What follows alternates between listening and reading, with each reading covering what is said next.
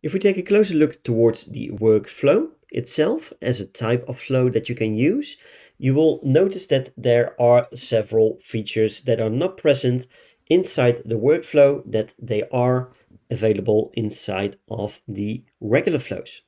If we take a look, you will see that we now only have a action step, a condition step, a split step, and a send email block. These steps are designed to be able to create any kind of backend flow that you like to. So for example, once a tag has been added towards a certain user, you will be able to activate this workflow. So let's say that a workflow has started with an automation trigger. We can set this up easily by going towards automations, and then we're going for the triggers tab. From here, we can set up a certain automation, and a trigger will be tag applied. We can already say we want to activate this. We're going to grab a tag from our tags overview. For example, a user finished the welcome message. You can also add a filter for bot users if you like to, so you can add any of the individual filters that you have access to inside the flow builder itself. If it's not needed, we can just go with press save. As you can see, the tag applied is now showing inside the triggers overview where we can choose a subflow. So let's just connect the subflow that we needed to for this automation. Once done, you will be able to go back towards your flow and set up the individual backend workflow.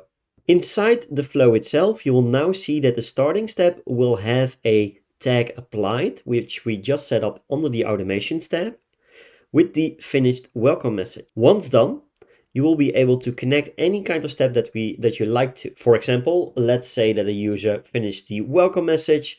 We want to export that data over to a Google Sheet. We can just go with an action block. We can go with an integration, Google Sheets. From here, select your action. In this case, we're just going to use the insert row. And then we're going to select the spreadsheet. And then we need to select the worksheet. In this case, it's just sheet 1. And once done, you will see all the column names that we exactly created inside this Google Sheet overview. We can now use any kind of data that we like to export to those column names. And we can access all system and custom fields by just going towards the variable name. We can search for a certain name. Let's go with username. If we do have the email, we can also send that along with the phone number.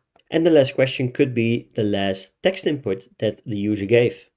If we save this, you will now be able to have set up this automation successfully. If the user now gets the tag event finished welcome message, then the Google Sheets will be pre-filled with this data.